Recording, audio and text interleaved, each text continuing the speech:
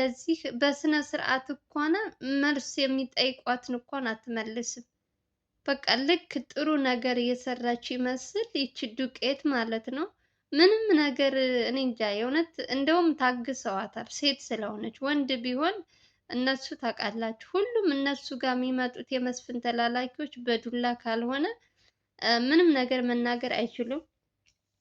ለዛም ነው ብዙ ጊዜ እየተመቱም ቢሆን እውነቱ የሚናገሩት። አሁን ይቺ ሴት ስለሆነች ታግሰዋታል፣ ግን ሴትም ብትሆን መመታት ካለባት ትመታለች። በተለይ ይቺ ከባድ የአንድ ሰው ወይም የሁለት ሰው ነፍስ አይደለም ያተረፈችው ይቺኛዋ ልጅ። እግዚአብሔር ይስጣት የነ ልዑል ምግብ የምትሰራላቸው እህታችን። የእውነት እግዚአብሔር ይስጣት።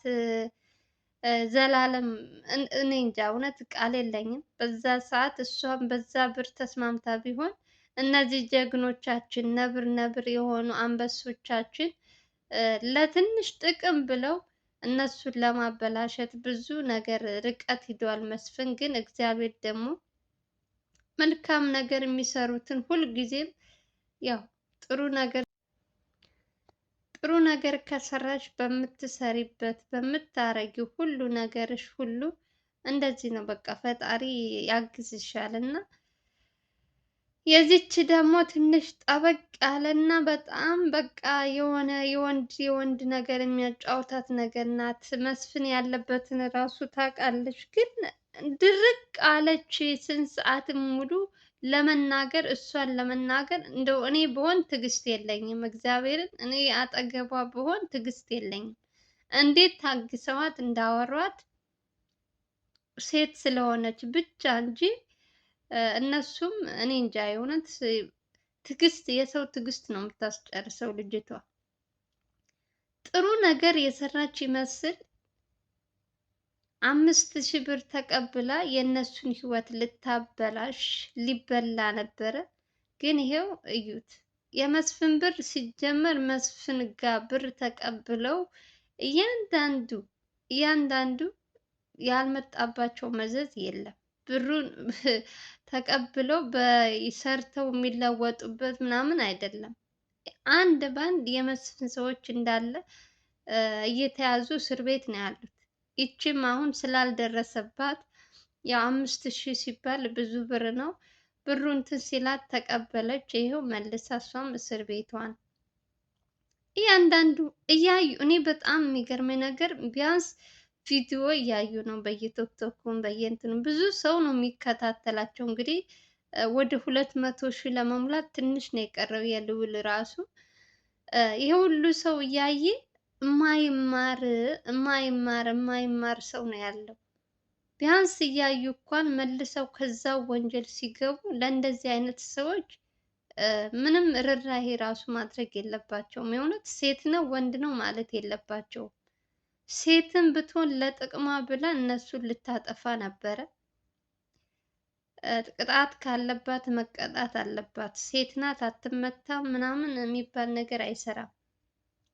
ሌላው ደግሞ እኔ በጣም እነ ዘላለም እነ ልዑል በጣም ብዙ ጊዜ የማያቸው ነገር ሰው ቤት ሲገቡ ብዙ ኮሜንትም አያለው። እኔም ልክ እንደናንተ እያልኩ ነው፣ ግን ዘው ብለው ነው የሚገቡ። ውስጥ ላይ ወጥመድ ይኑር ምን ይሁን ምናምን ምንም በቃ እነሱ ብቻ መስፍንን ለመያዝ የሚያደርጉት ከአይምሯቸው ያለው የመስፍን ስለሆነ እነሱ ውስጥ ላይ አሁን የተዘጋ በሮች አይታችሁ ከሆነ ሲገቡ ምንም እንትን አይሰጡም። በቃ አንድ ጊዜ ዝው ብሎ ነው የሚገባው።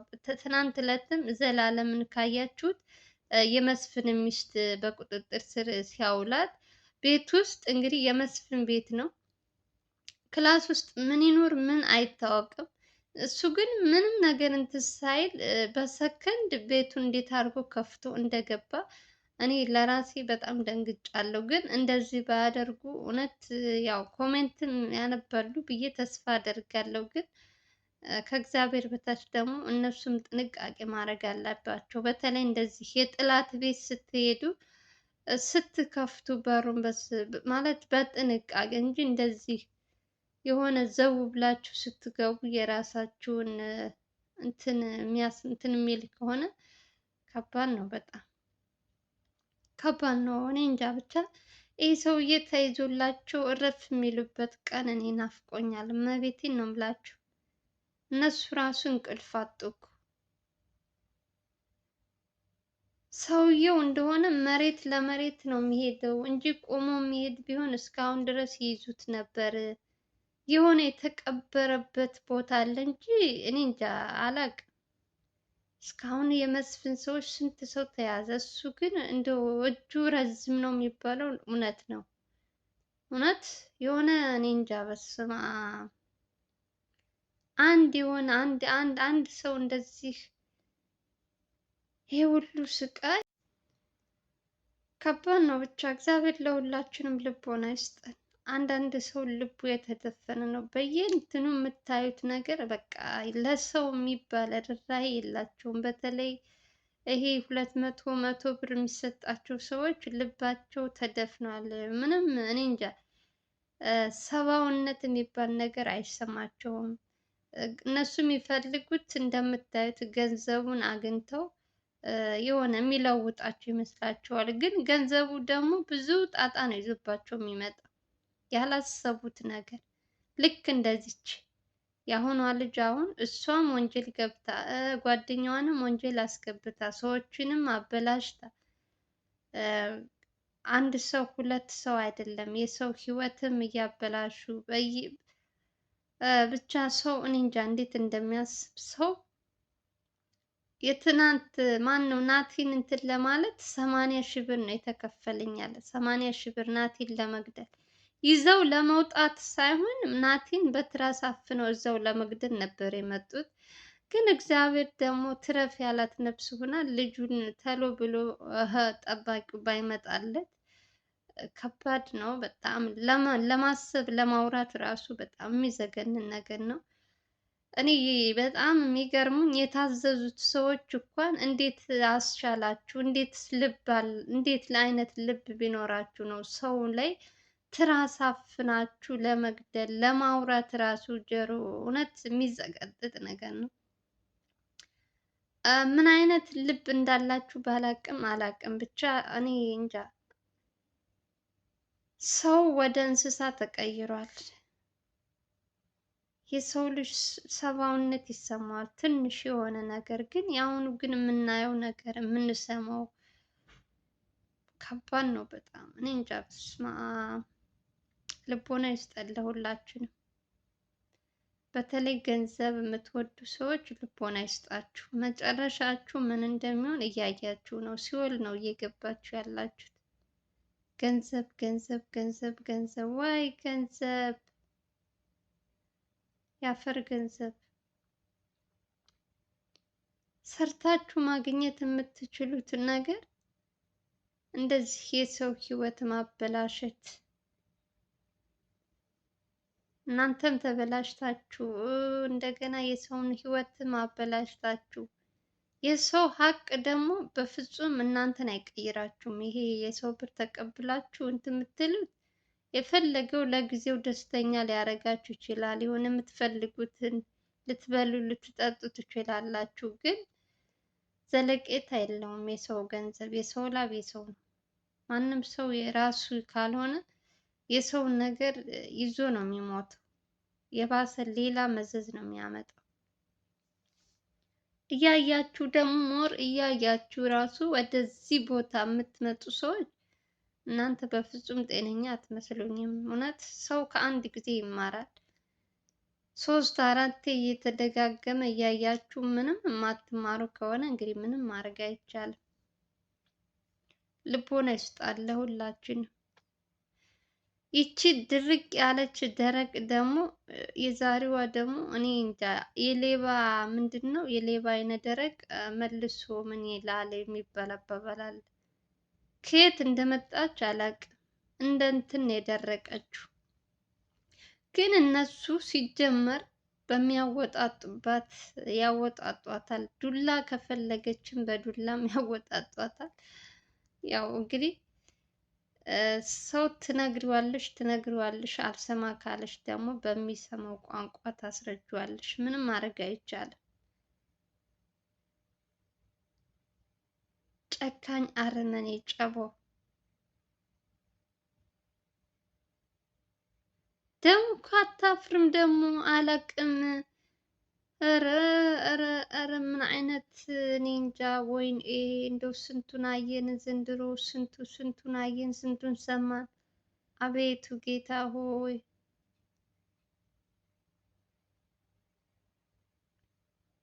እግዚአብሔር እንግዲህ ይፍረድባችሁ። ሌላ ምንም አልልም። በሰው ላይ የምትቀልዱ ሰዎች መጨረሻችሁ ምን እንደሚሆን አላውቅም።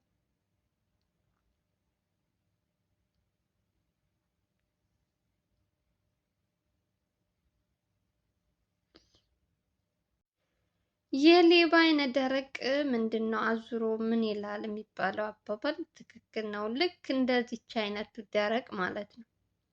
ሴት ስለሆነች ነው እንጂ ዝም ያሏት ሰንቦጯን ብሎ ማሳረፍ ነው። ይህ ሁሉ ሰው ልትገል የነበረችው ዋናዋ ሌባ ይች ናት። እንግዲህ ስታወራ እንኳን ለሰው እንኳን ክብር የሌላት ክብር ያጣች ሴት ማለት ነው።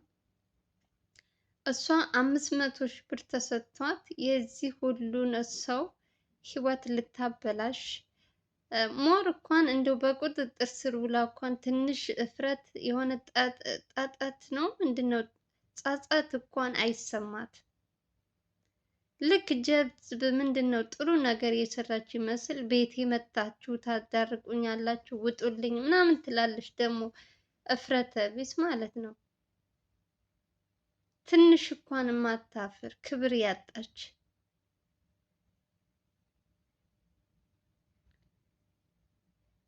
አረ እግዚአብሔር ልቦና ይስጣችሁ።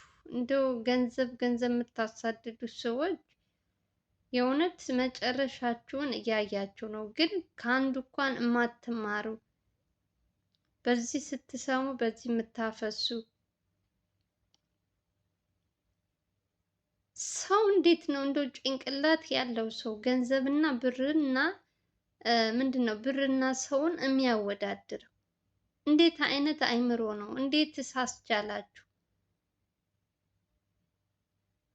ከትናንት ወዲያ እንግዲህ ናቲ ሆስፒታል ገብቶ የነበረው ልጅ ዛሬ እውነቱ ሲያወራ ናቲን ይዘው ለመውጣት ሳይሆን ናቲን በትራስ አፍነው ሊገሉ እንደነበረ እንግዲህ ይሄ መስፍን ያዘዛቸው እንደዛ እንደነበረ ይሄን ያክል ርቀት መሄድ ሰው ልጅ ስህተቱን አምኖ ኦልሬዲ እነዚህ ልጆች ተገኝተዋል። እግዚአብሔር ይመስገን ገና ከነሱ ጭንቅላት አልወረደም ሰውየው ገና። ምክንያቱም እነሱ እያሳደዱት ነው። እነ ልዑል መግቢያና መውጫ አሳጥተውታል። ውጭ ሀገር መሄድ አይችልም። ፓስፖርቱ ምንም ልዑል ጋ ነው ያለው። ሌላው ደግሞ ፎቶ አለ የዚህ ሰይጣን መስፍን ቪዲዮ አለ ሰው ጋር ሲተኩስ ምናምን የተያዘው የገዛ ጓደኛው አብሮ የሚሰራው ነው እንግዲህ ለልዑል የሰጠው። ግን እነሱ ግን እነ ልዑል ለምንድን ነው እዚህ ጋር የመስፍንን ፎቶ የማይፖስቱት አላውቅም። ቢፖስቱትማ ጉዱ ቢታይ በአደባባይ ጥሩ ነበር። ዋናው እነሱ ካወቁም ራሱ ጥሩ ነገር ነው፣ ግን መጠንቀቅ አለባቸው። በተለይ በር ሲከፍቱ የሰው ቤት እንደዚህ ዘው ብለው ሲገቡ ውስጥ ላይ ምን እንዳለ የጠላት ቤት ነው የሄዱት። ከባድ ነው፣ ግን እግዚአብሔር ይጠብቃችሁ። ሌላ ምንም ማለት አልችልም። ክፉ ነገር አያሰማንን። የእናንተን ሁልጊዜም ሰላማችሁ ብዝት ይበልልን።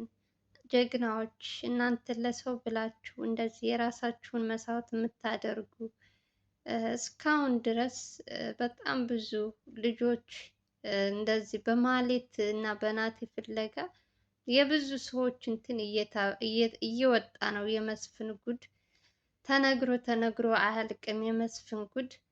ስለዚህ እናንተ ክፉ ነገር አይንካችሁ። አሁን መስፍን ከተያዘ በኋላ ሁሉም ነገር ሰላም ነው።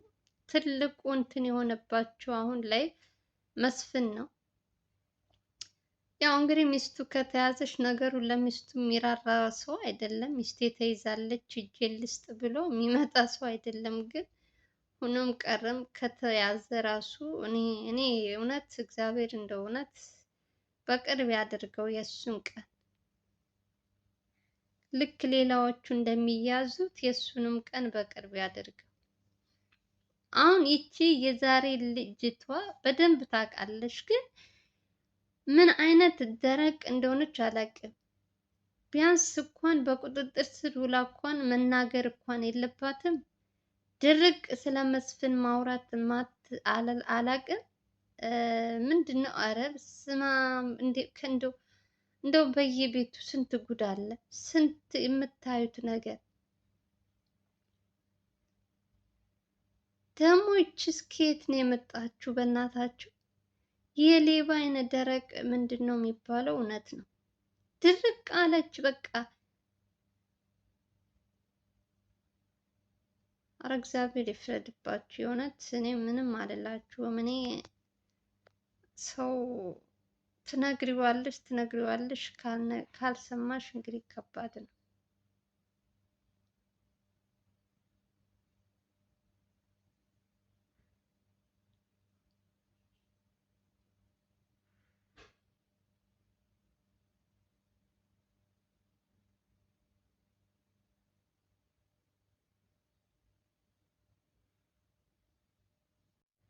እንግዲህ ከሰሙ ይስሙ፣ ካልሰሙ ምንም ማድረግ አይቻልም። ምን ማድረግ ይቻላል?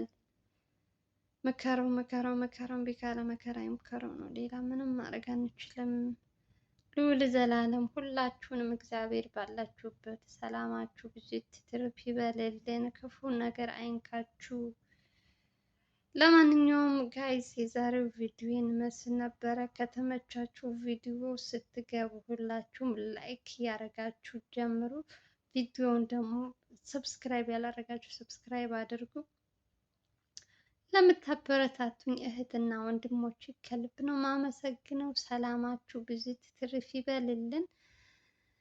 ሁላችሁም በያላችሁበት ሰላም ፍቅር ተመኘውላችሁ። በሌላ ቪዲዮ እስከምንገናኝ ድረስ ደህና ሰንብቱ። እንወዳችኋለን። ስትገቡ በቅንነት ላይክ ያደረጋችሁ ጀምሩ። ባይ ባይ።